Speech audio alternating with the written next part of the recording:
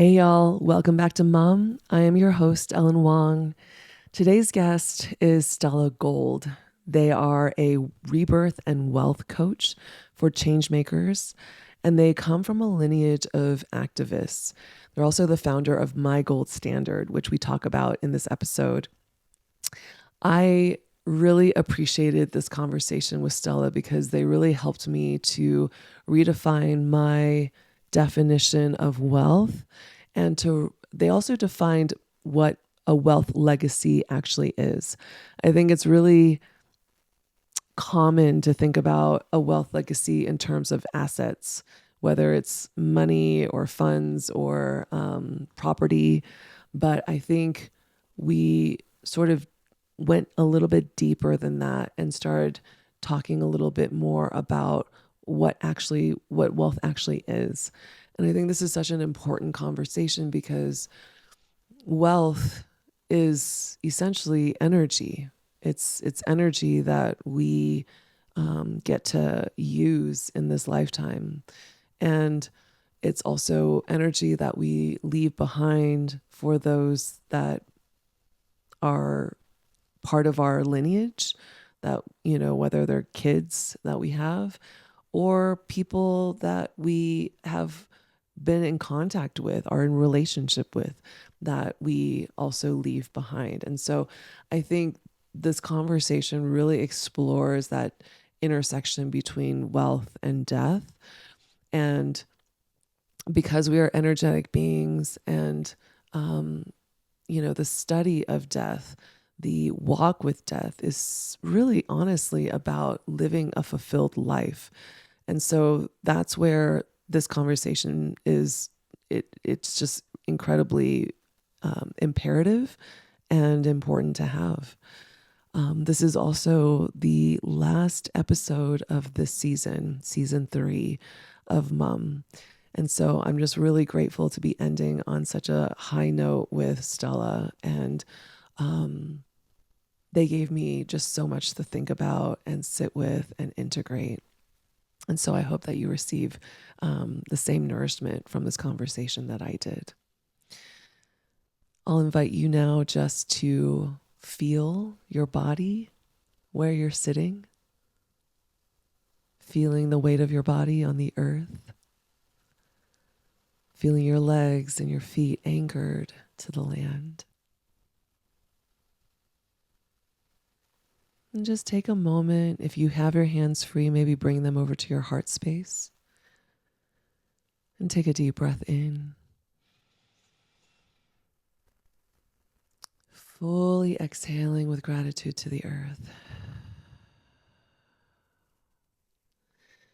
And today I want to just take a moment more and just invite you to feel into the areas that feel a little constricted or tight or tense. What areas are feeling particularly stuck?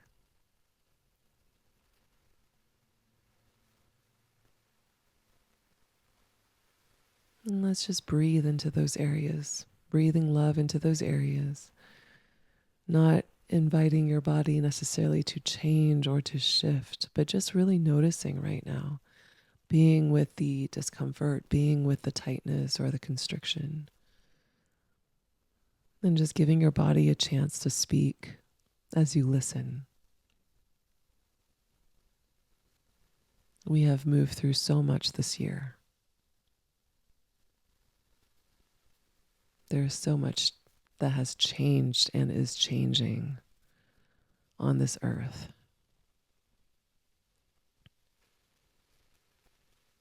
And so there's so much to be felt in this change, so much grief,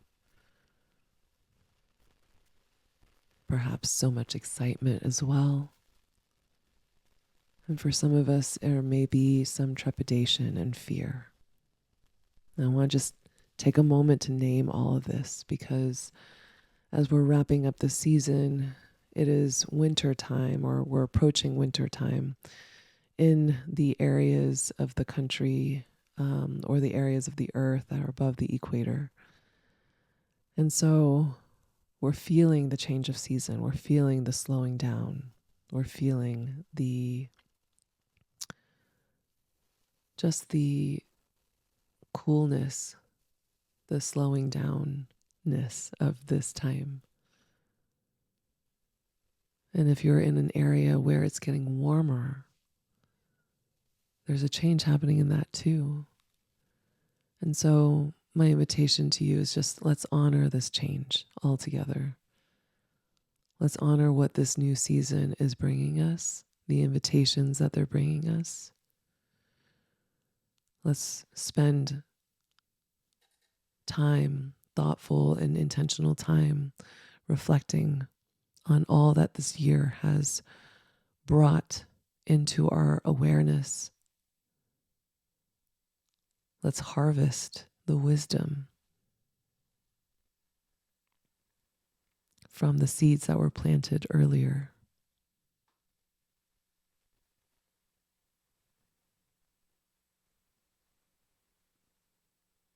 And in this moment, let's just make some space to receive this conversation with Stella. It's my honor to introduce Stella Gold. It is such a joy to be here with you. I loved our first conversation. It hit me on such a deep level.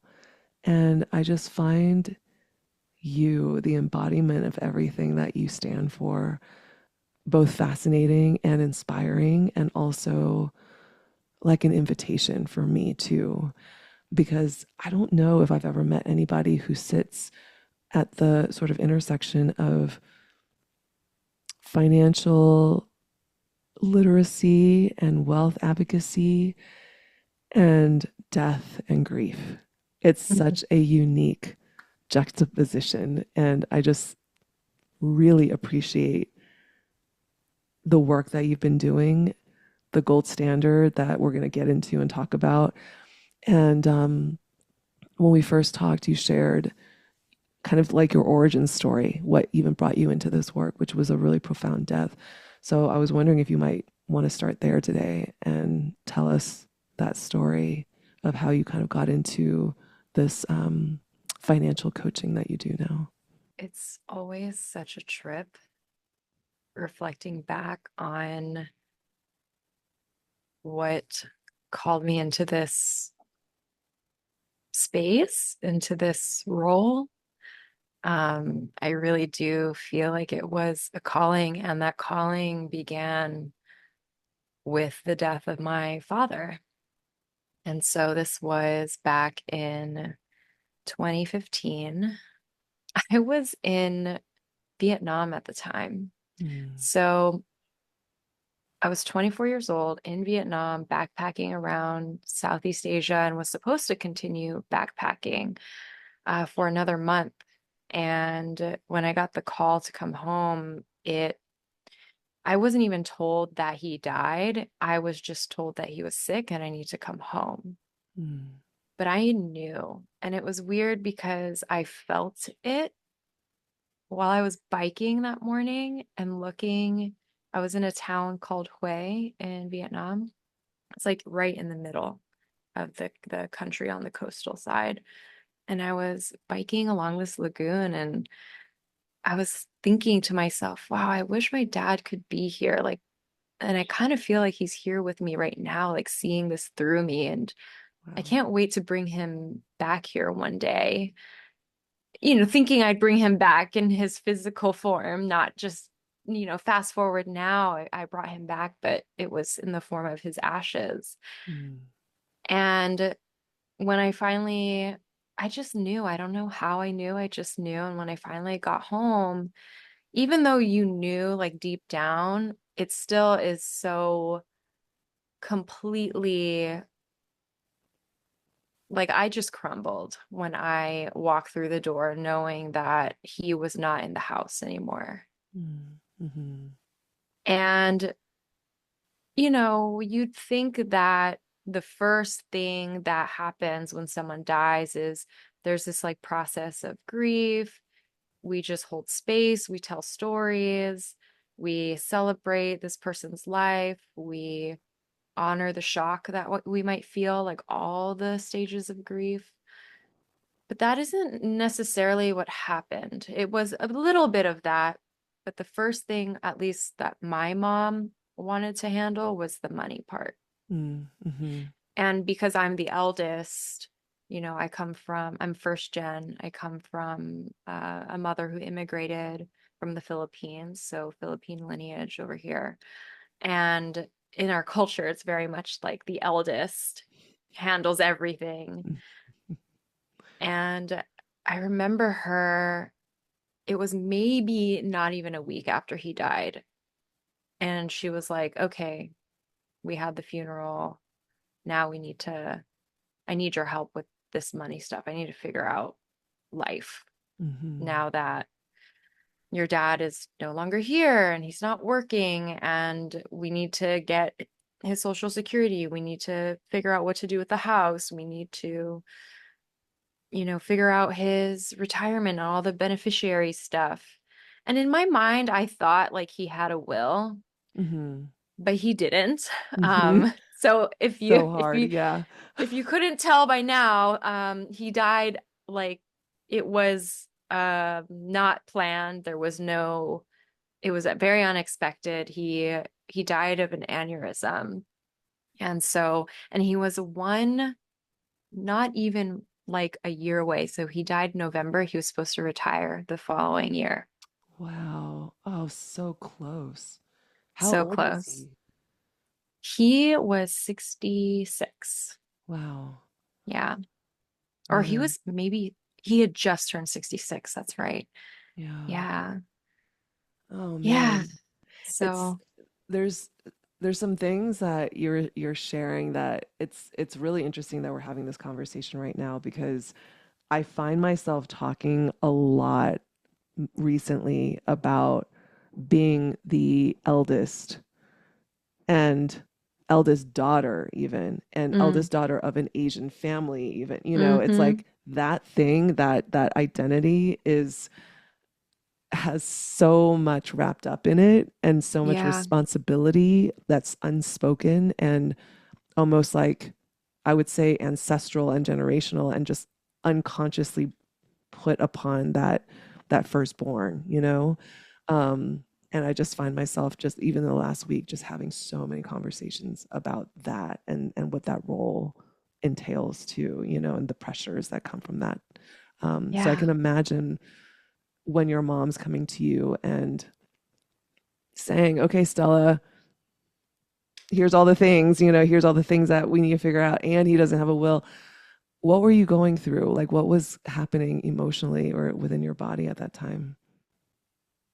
I would say two of the feelings that I felt the most, and I don't know if the first one is necessarily a feeling, more of like a reaction, but I felt immense anxiety. Mm-hmm. I felt immense anxiety because I was in a position that at the time I felt I couldn't control. Mm-hmm. However, there was some beauty in the world of finance because some things are very tangible and you can control. So I really immersed myself in the only thing that I could do, which was to get financially educated because I didn't know. My mom gave me all of this information, paperwork. She was like, you talk to this guy, you talk to that guy. Like, I don't know any of this stuff. And I'm like, I don't even know. Like, why is it on me? You Right. know? Right. But it was on me because if my mom were to sit there and be the only person in that room, it would be her anxiety would not be able to receive that. Whereas my anxiety is very sufficient. It is like Mm-hmm. hyper vigilant. I have like photographic memory. I can digest things really intensely. Mm-hmm. And that's like my curse and superpower. So in this case, it felt like both. Um, and the follow-up feeling to that was anger. It was Mm, immense rage and anger. Anger at my dad for not preparing, and then understanding that that anger was misguided, and then it went to the system. mm, Being like, mhm, once mhm, I started talking to all of these people, all of these white men with gray suits in super cold, like I don't know why, but their AC was just on blast. That's like So every bank. I don't get it yeah, either. I have it is. no idea I'm why. like, you walk in there, it's like a chill. You're like, Yeah. oh my gosh. And I'm like grief stricken. My mom is grief stricken. And the way we're being talked to is in this very cold, matter of fact type of way. Mm, And a little bit like belittling, you know? mhm. Yeah. And for not knowing, like it felt like I asked really stupid questions, Right. and to feel like I was on it by myself, Mm, even though I'm looking towards this person to help me determine all of this financial jargon, it was definitely on my own.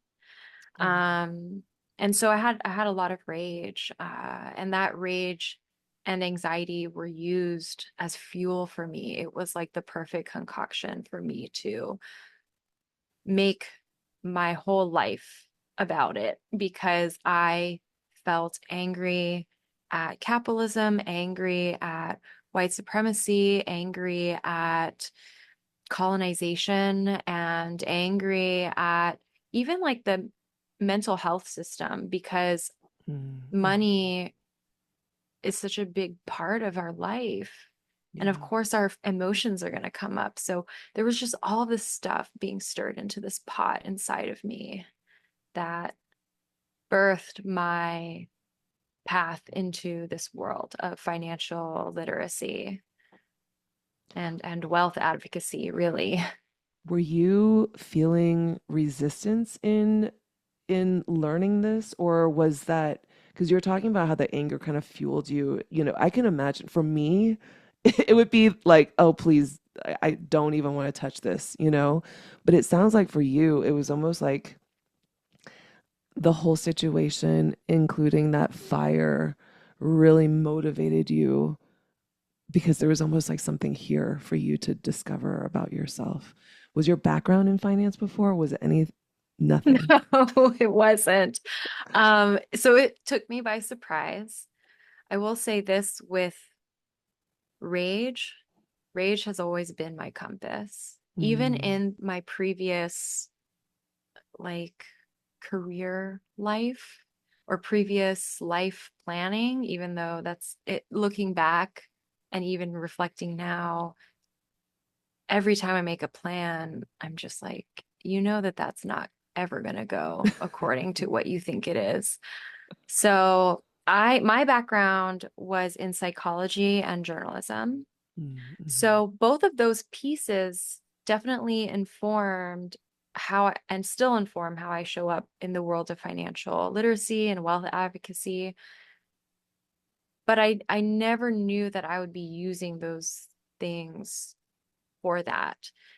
My intention was to be a journalist. I wanted to be a conflict reporter. And I actually wanted to go to Palestine. And that was where I thought I was headed. I thought I was going to be a conflict reporter. I was applying to journalism grad schools. I was looking to go to occupied Palestine and report on what was going on there. And this was in 2011 through 2014. And so when I first moved to New York after college, I was interning and working at news outlets. That was supposed to be, and applying to grad school, that was supposed to be my life path. And I went the route of the journalism route, or I went the journalism route because I was also angry. I wanted to tell the truth, which in hindsight, and I learned very quickly by being in that industry, uh, the truth can get really suppressed and muddied, even in the world of journalism, where it's supposed to be this truth telling place. So I was angry about that, went through a whole grieving process of knowing that this was not the path for me anymore. And that's why I went on that, I guess it was a sabbatical. I did the whole eat, pray, love thing and went to backpack around the world. And that is when I found out about my dad and Wow. his death. And after that, everything kind of rippled. So my anger, my rage I say it was a compass because the first step I took was the gender pay gap, Mm. addressing that. Mm-hmm. And I worked with an organization as a volunteer, and then I got hired to work with them, and they were all about closing the gender pay gap. Mm. And what I found was that there were multiple pay gaps and opportunity gaps and gaps within the LGBTQIA plus community, the racial wealth gap. There was much, so many things to be angry about. Mm-hmm.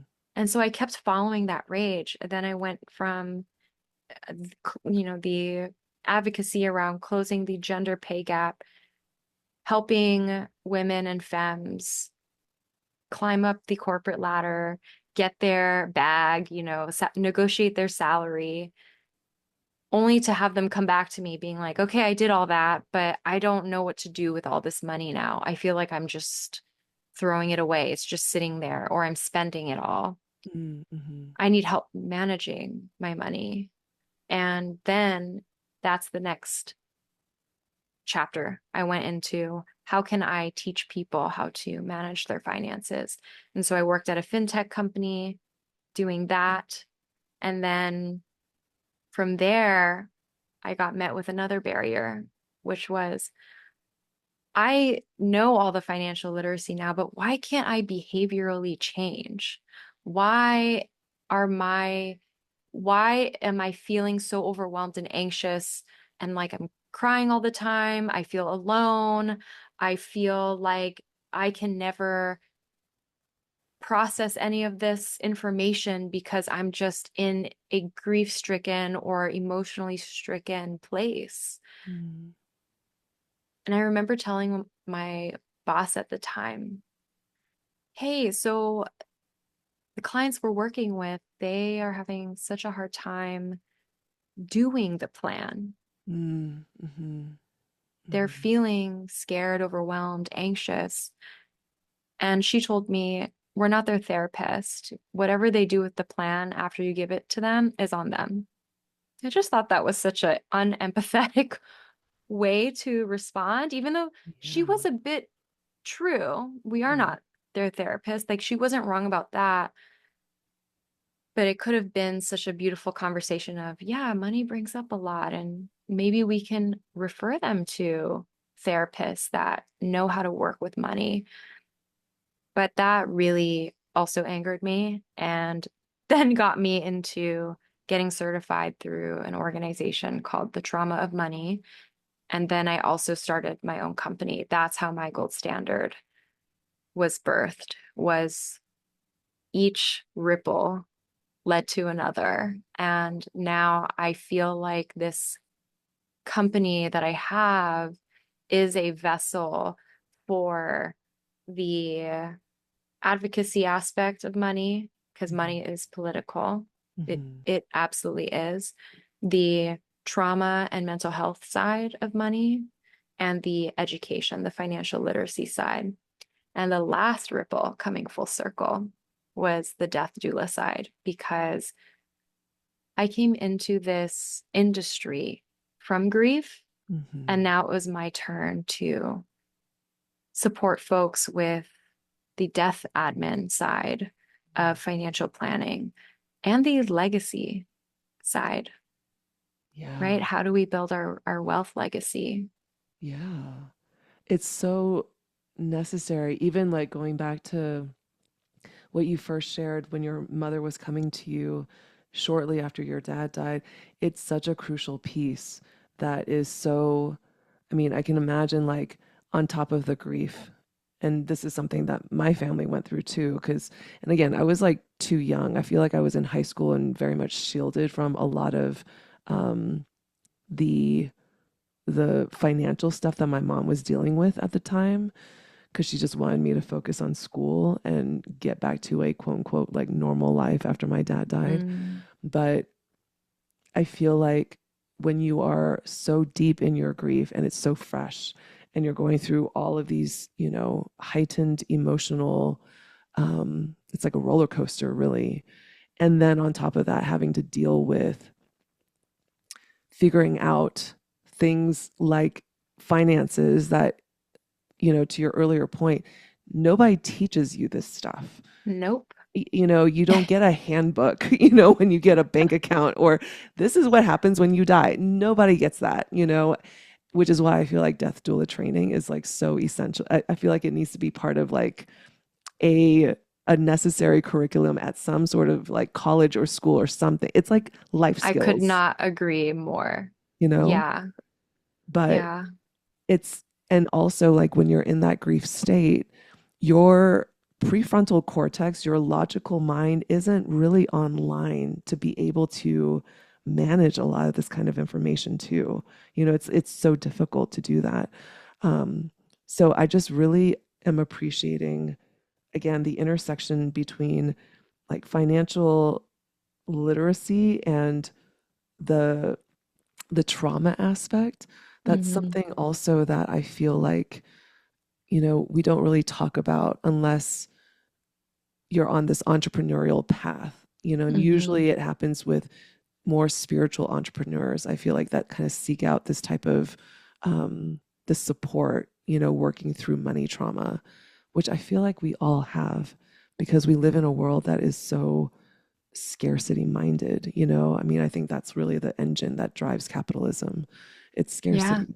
And so I'd love to hear a little bit more about just how all of these different aspects kind of fit into the gold standard that you've created, because it's something that really speaks to me too. I'm just like, I'm still wading through the waters of like money trauma and have learned a lot, but also I see like sort of like a, I don't know, a hill or a journey, like a path forward that I still need to actually like walk. Yeah. You know what's interesting is I still feel like that as well, even though I'm in this position as the person being a guide, a wealth coach, financial literacy educator, a wealth advocate. It just, it always blows my mind. And when it comes to the money trauma aspect, you said something that I found pretty profound, which is that we all have it. Um, I I feel like I don't know if I fully agree with we all have it or we all or I'm gonna back up. So I don't know if I fully agree with the idea that we all have money trauma. And at the same time, I can see that being true as well.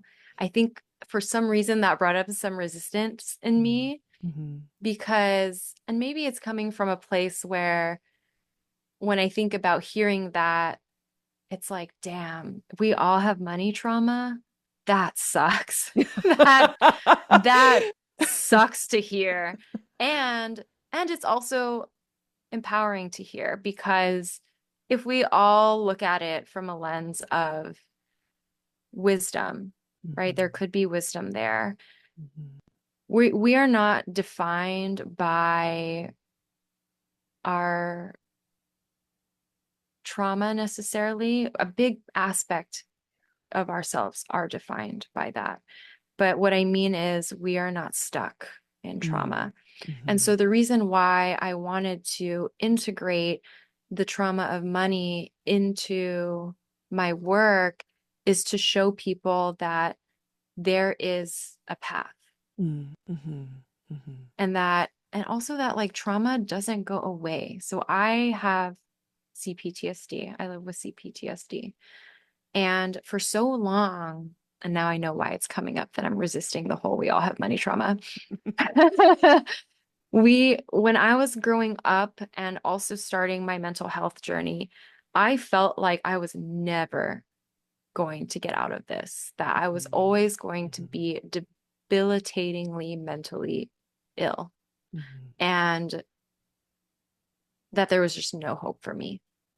And so when I think about it and work with people from a lens of even just like outside of money, even though money was definitely a part of my experience too, that if I could like get out of this, or not get out of it, but if I could heal little by little, and if I could be on this journey where I have resources and support, and that I can build resiliency, not tolerance, because I've been tolerating it all my life.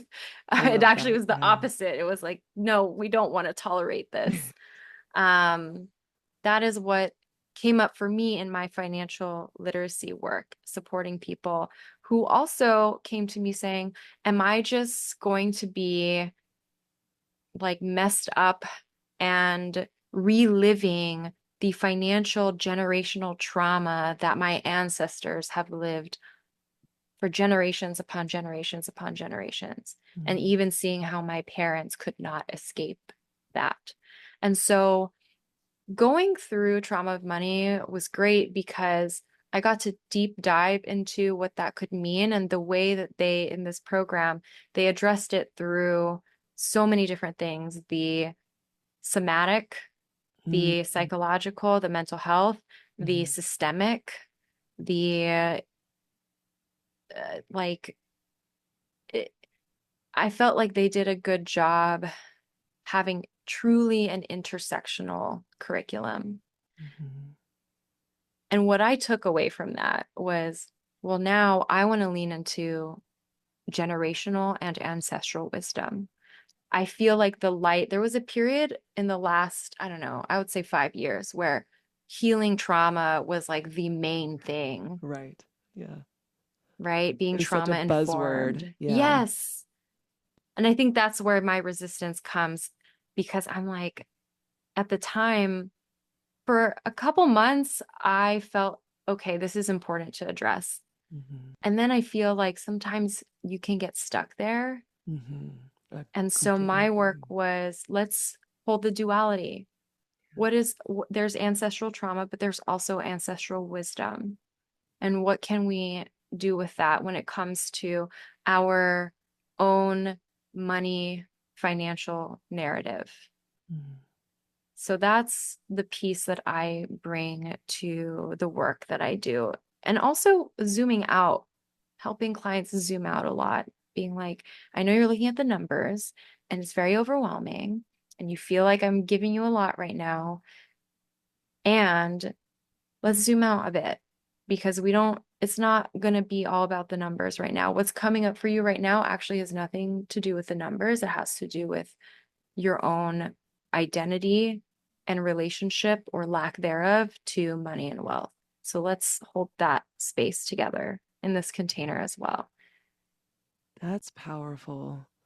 It's as somebody who has, like, when I look at numbers, it brings up so much anxiety in me. And I had um, a mentor basically give me the assignment of pricing out everything and really looking at the numbers, and do they actually add up to what it is that I'm wanting to, to bring in, and that would help build a sustainable life.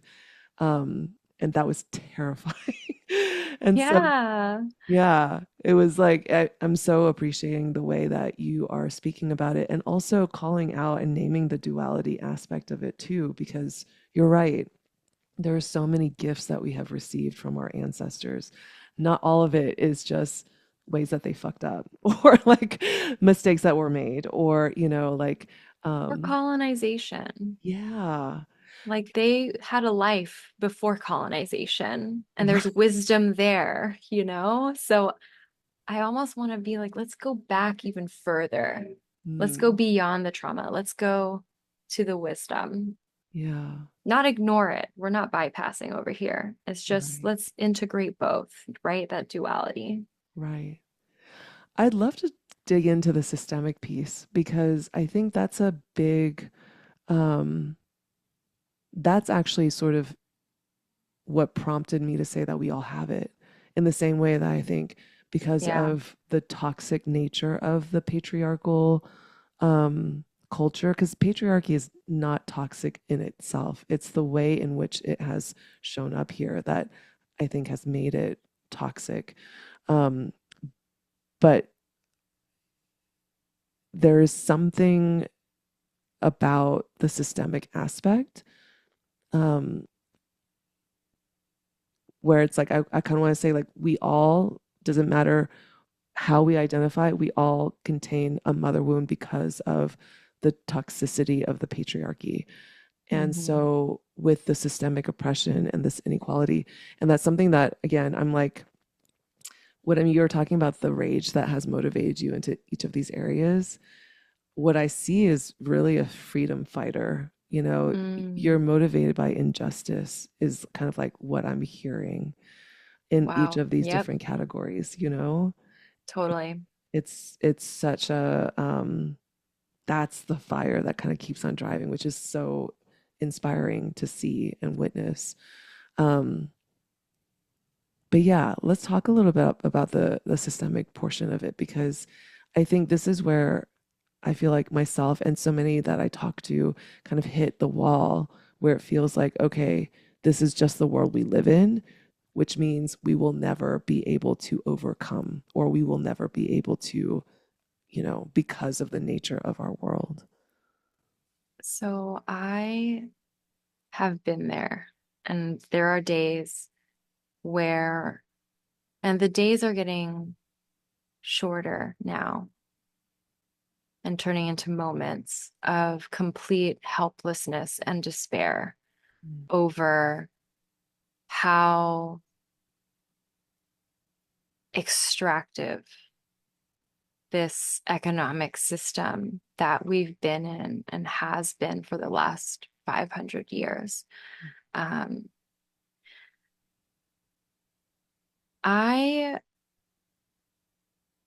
so this is definitely me processing this for myself still, which is great for your listeners, that it's okay to be processing this live, and we should have conversations like this all the time. Um, I am completely motivated by injustice. I wrote that down because it you gave me words that I had been trying to find for myself. And the injustice being these systemic issues. I think for a long time, I believed that financial literacy was the cure to capitalism. And then when it wasn't just financial literacy, it was entrepreneurship. This is how you escape oppression. mhm, And I went through a deep grief, and I still am going through a deep grief, realizing that that is not the truth. mm, Um, there, and just because that is not the truth doesn't mean that my work or this work as financial educators, as wealth advocates, um, doesn't have value. mhm, Sometimes what we're doing to survive in a very unjust, oppressive, extractive world, and I'll speak to the United States mhm, specifically, and capitalism as our economic system that we have, this extractive, oppressive economic system. You cannot, even people who are wealthy and affluent are still oppressed, whether it be spiritually or emotionally.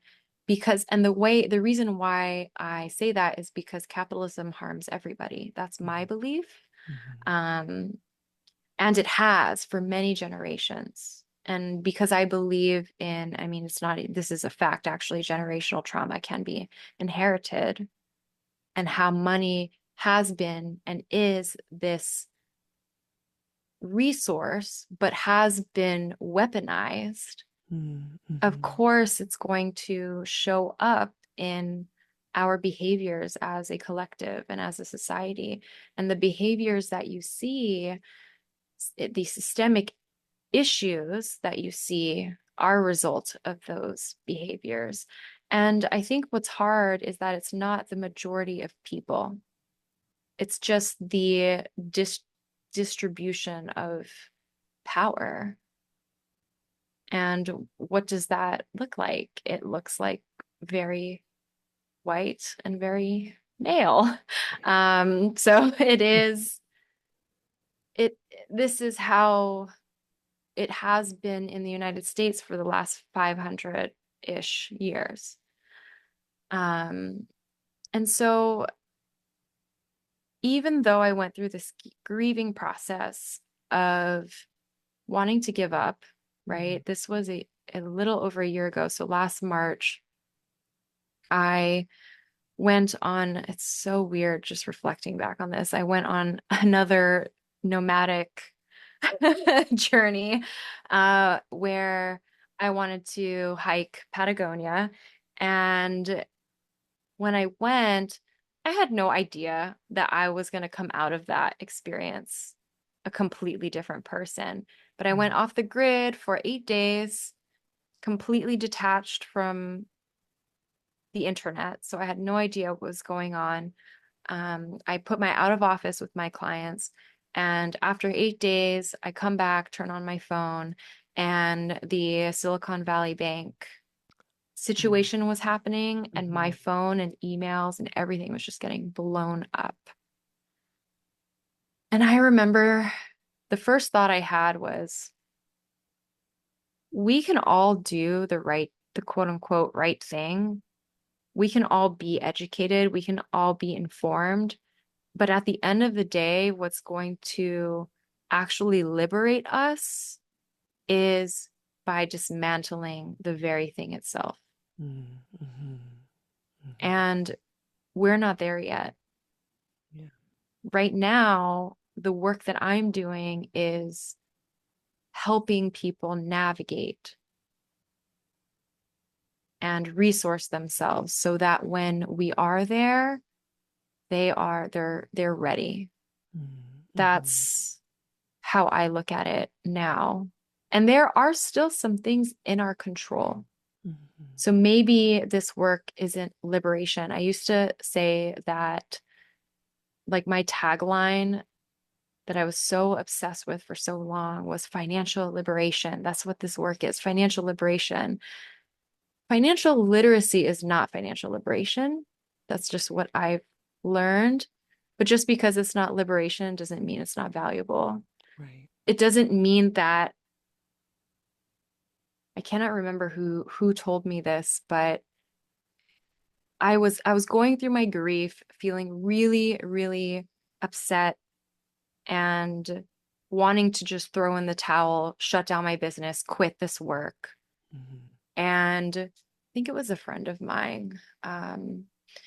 She told me, Harriet Tubman didn't end slavery, but she still built a railroad. And are you going to say to me that that railroad didn't have value, that it didn't save lives, that it didn't maybe be a bridge to some level of freedom? Yeah. That's such a good point. So why are you sitting here like you don't have that? Like, how are you going to tell me you're going to quit? Right. And right there is when I found my rage, because I realized that was definitely the white cis het capitalist patriarchy speaking in my brain, saying, "Hey, there's nothing you can do. Just give up. Yeah. I have the power. When are you going to get that?" And I was like, when am I going to get that? Never, because I'm here to be a support system. I'm here to equip people with the tools to, maybe it's in this lifetime, I don't see it as liberation, but maybe the future generations to come, Yeah. they can take, right, that ancestral wisdom, because I'm an ancestor in the making, We are all ancestors in the making. And that's why I always want to go back to what's our wealth legacy? What's the legacy work that we're doing with money and wealth? And how can we integrate that into our 500-year, 300-year, 100-year plan? We Mm, might not see it in this lifetime, but just because we don't see it doesn't mean it's not going to happen. mm. Yeah. There's something that I feel like is percolating within me as you're talking. And it's making me realize that, like, money and wealth, as you're talking about a wealth legacy, has so much to do with the way in which we, like, allow ourselves to be alive. And what I mean by that is, so many of us, I think, struggle with fear and with um, just battling resistances, different kinds of resistances that keep us from really fully living the lives that we want to live. You can call it living a free life, but living a life, a desired life, making choices, carving our own paths versus being on a conveyor belt. You know, I think so many of us struggle with deconditioning those old programs that keep us from living that kind of liberated way or that kind of liberated life, from being fully alive. And that, I think, our relationship to money is so intrinsically linked to that, which also brings us into death work, because I Hmm. feel like death work is really about aliveness and how do we live the most full lives that we can possibly live? How can we be the most alive we can possibly be? And so I think the work that you're doing in this financial literacy and educating people and helping them manage, and also, I want to say, like, dare to consider or dream that they have a wealth legacy. Like, those words, when you said them, there's a reaction within me that's kind of like a, ooh, I have a wealth legacy. You know what I mean? Like, almost a little bit like, that doesn't pertain to me. You know, it seems so, I don't know why. It's like the words wealth legacy just sound so like grandiose or something like that. It doesn't Mm. apply, but it does. It applies to every single one of us. So I'm curious if you would like to kind of dip into sort of the spiritual aspects of money and life, and why this work is so important, not just to, you know, be able to live a sustainable life, obviously, you know, and buy the things, afford the things that we need to live a sustainable life, but even beyond that, what it means as humans, I think, in this lifetime, in this body. Yeah. I completely understand the reaction that you're having, or if anyone's listening in and they're like, well, legacy, what? Like, that's something everyone has a wealth legacy. And that is something I want to make more mainstream for specifically QT BIPOC folks, intentionally marginalized folks. Mm. And the reason being is when I am in certain spaces in the industry, when I at least was in New York, having generational wealth, building wealth legacies, it was in this very boxed in way that was wrapped with a bow that was super capitalistic and had all these checked boxes that you had to have if it was even considered a wealth legacy. Mm. So that could be inheriting these very physical things, inheriting land, property. Mhm. I actually don't even want to say land. I want to say property because that's the words that they use. Property. Yeah. Property equals I own this, Mhm. even though we're all on stolen land. Like, Right. make it make sense. Right. So that's why I'm changing my language there. The second thing is assets. So assets being money in the form of whether it be like your investments, stocks, retirement, all of these things that would be wrapped up in this, not just generational wealth for your next of kin, but even their next of kin, and Mhm. so on and so forth. And I'm not saying that those things are bad or wrong. I'm just sharing that in the world of financial literacy, that is the language, that is the idea. It is that you have millions and millions of dollars that you get to pass on, and you have property that you also get to pass on. Mhm. And that's what a wealth legacy is. Um, I don't think that that's a wealth legacy if you are not emotionally full, spiritually full, rested, being well rested. That also includes wealth. Mhm. Somatically full.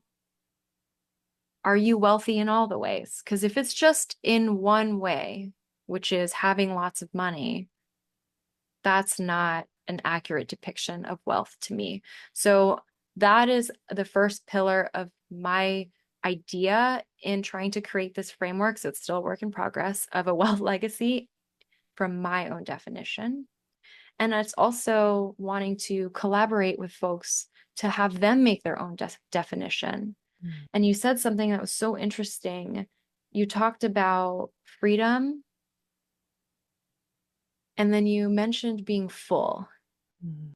So when you think about freedom, there's this version out there, just as money and wealth, Mhm. that is rooted in having lots of money, it's buying whatever you want, having whatever you want when you want, taking time off of work or retiring early, or insert all of these milestones that you didn't actually make yourself for yourself.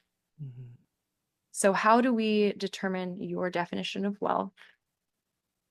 What does it mean for you to be full? And how can money be used as a resource and tool in helping you get there? And it's Mhm. not the only tool. Mhm. And I love that you brought up death work, because this was the final, actually, I'm not going to say it's the final, but this is the most recent piece doing this death doula work. Is you can only make a wealth legacy. You can only face your aliveness when you face your death. When Mhm. you get up close and real with your own death is when you can get up close and real with your own life. And when you think about your own life, you think about what's the first thing that comes up. Most people will say time. Oh shit, I only have a X amount of time, or I don't know how much time I have. That's actually when you start to realize, oh, we're all going to die. We're all heading to one place. And that could happen at any moment. Mhm. Mhm. Am I living in my truth? Am I living in my values? Am I living in alignment with my own version of wealth?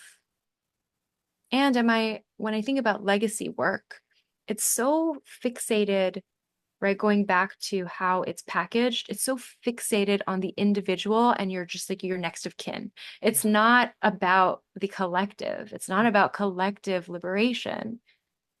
Legacy work is not even about you anymore if you really get down to it.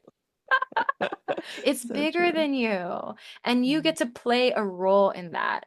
And I just feel like that is so beautiful to know, like, I have some level of control, maybe not all the control, but I have control with this thing, and what legacy or what wealth means to me, and how I want this legacy to look like for me, and how it looks like for me. How does that ripple into the collective? If my wealth legacy is being well rested, then that is the story that I get to leave Mm. behind. I so appreciate the redefinition of wealth because you're so right. We only think about it in terms of assets and property and next of kin, what we're leaving behind, what jewels, what, Yeah. heirlooms, what, all Yes, it's that stuff, always about the heirlooms. you know, and you're talking about something so much bigger that is energetic.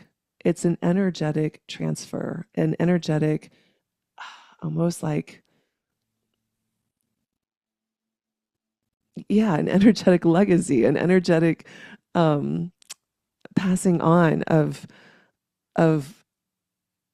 what you and your life actually meant and stood for and what you embodied, and as somebody who Mhm. doesn't have children and will not have actual human children, for me the work that I'm doing now, like I've very well stated already to my partner and everybody who knows me, I don't ever want to retire in the traditional sense because I'm doing things right now, work that is just so enlivening that I don't ever want that to stop. I like want it to go to the very, very end until I'm just unable to physically to be able to do this work.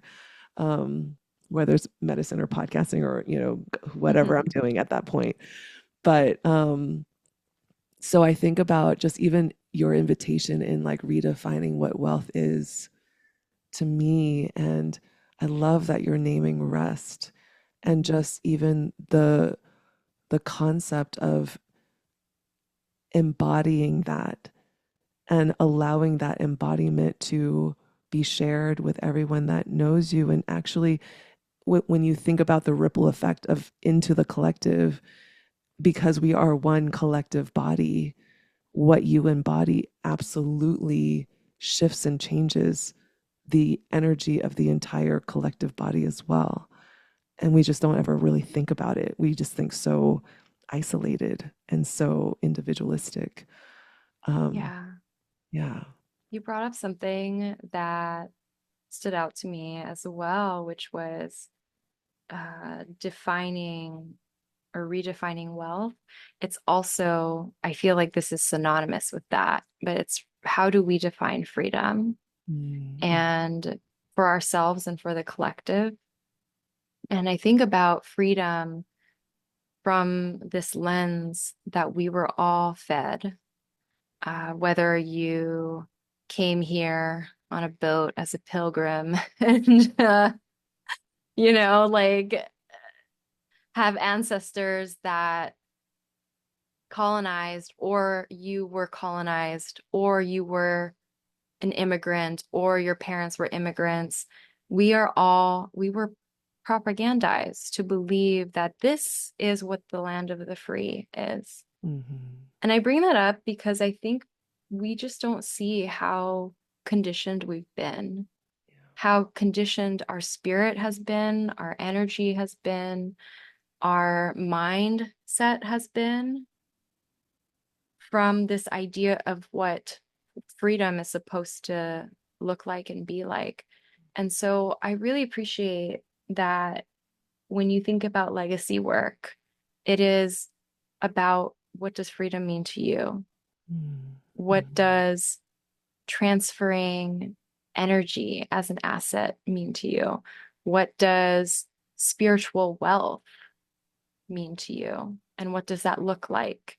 And even when you decide not to have kids, right? You are still responsible for the children that are here on this earth as from a liberatory sense, because it doesn't need to be blood, Mm-hmm. right? Mm-hmm. I don't know, I just really, for a long time, I didn't want kids. And I felt very much like, well, now that I don't have kids, I don't have to worry about them. I don't have to pay for them. I don't have to do this or do that. But I realize I care about kids a lot. And I have since changed my mind. So I do want kids now. which was the wildest thing to figure out. And I that message came to me through a beautiful mushroom ceremony. Oh, wow. Yeah, so we'll have to talk about that another time, Definitely. maybe for a different podcast episode. Definitely. But the message wasn't even necessarily about me having kids, although that's what I saw. It was about how there's even a child within us, right? Mm-hmm. Like there is, and we're responsible for nurturing and healing as much as we can, because it's not linear. Mm-hmm. So I don't know. A lot came up for me there that I really resonated with, and see it as an integration into legacy work too. Yeah. You're giving me a lot to sit with, like a lot. I feel like, I mean, I feel very full right now. Like it's like super nourished and super full. And also just like, oh, wow. Okay. There's, there's like some redefining, especially, I mean, again, so much of this is definitions that have been inherited. Um, Yeah. and having Ooh. a brother who is basically does investments all day. It's like I hear that kind of language a lot because that's his world. And that's, I think what a lot of people, what we're kind of conditioned to believe. So I just really, really love and appreciate the invitation you're extending to all of us to really sit with how we define freedom for ourselves and how we define wealth for ourselves. Um, yeah, and I feel like when we start to kind of dig into that and just even do the exercise of that, like what does a wealthy life look like? You know, because I think it's almost like the unspoken thing. It's kind of synonymous with hoarding right now, like hoarding resources, whether that's money or land or whatever. Accumulate as much as possible. It feels very, in sort of the sort of like zeitgeist. It feels like there's a hoarding aspect to it that is not really in right relationship with the earth or Mm. the cosmos, like all of us. So yeah, I feel like I'm going to be going, this is my homework. Actually, I'm going to be like sitting with this. Yeah, I mean, I had to do, and I still do that work for myself right now and with clients that I have. It's let's think beyond, right? The coming full circle here. Let's think beyond colonization. Mm-hmm. Like, let's include how do we re-indigenize, Mm-hmm. right? How do we get back to right relationship with land? How do we do that? And I think you saying inherited definitions also made me perk up a little bit because that it's making me think, well, what else are we inheriting, Mm-hmm. right? We inherit trauma, we inherit definitions, we inherit narratives. And so, how do we inherit? How can we bring to balance other things that we can inherit that aren't rooted in extraction, Yeah. not rooted in debt, in being in the negative, in being, what was the word that you used? Hoarding. Hoarding. Mm-hmm. Hoarding. Ugh, that is so much to unpack there as well. Yeah. Thank you. Thank you so much for this conversation, for the work that you're doing, all of it. I know that our journey together it's like just jumping off. So I I'm feel just, the same, and I'm really, really grateful that we got connected and had this conversation. And I even feel like I'm processing such beautiful, intuitive questions and like reflections that you've shared with me if I've been taking notes. I love that. Thank you so much for receiving this conversation with Stella. If you're interested in working with them, their information is down in the show notes.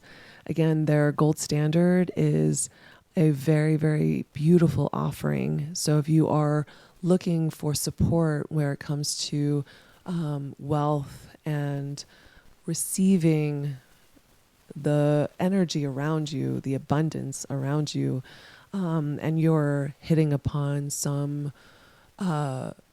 ancestral trauma around wealth, I highly recommend Stella and their wisdom, their expertise, and just their presence. It's something that I'm looking into for myself as well. This, again, is the last episode of the season 3 of Mum. Thank you so much for being here and being along for the ride. This has been such a journey for myself in just coming to a deeper relationship with death and grief, normalizing it within my own body by speaking and naming and talking about it. And so it's just been a gift that keeps on giving. And so I'm just really grateful to have you guys part of this, all those that are listening. I plan on taking a little bit of a hiatus just to sit back and reflect and integrate on what these first 3 seasons of Mom have been and how I want my storytelling to evolve in the next iteration of this podcast. What I'm feeling into right now is a deeper level of storytelling that may take on more of an audio documentary format. So stay tuned. I'm not quite sure how that's going to be unfolding, but that's just a little tease as to what's been flowing through my heart and what's been wanting to be birthed. So stay tuned. I'm not quite sure where this is going to take me, but I think this time away is going to give me some space to just be in my creative flow and to see just what emerges, which is very much how I'm now trying to live my life as well, in total allowance. Thank you, 5-MeO-DMT. So I invite you to do the same. Where are you not flowing and trying to control, where you could be letting go and allowing the universe to flow through you, allowing the energy to be expressed through your vessel. So until the next time we meet again in this container, I wish you just a beautiful, beautiful holiday. I wish you rest. I wish you space for pleasure, space for aliveness, space to reclaim this relationship with your body and all of your senses. I'm really looking forward to the next time that we meet in this container again, through the next iteration of Mum.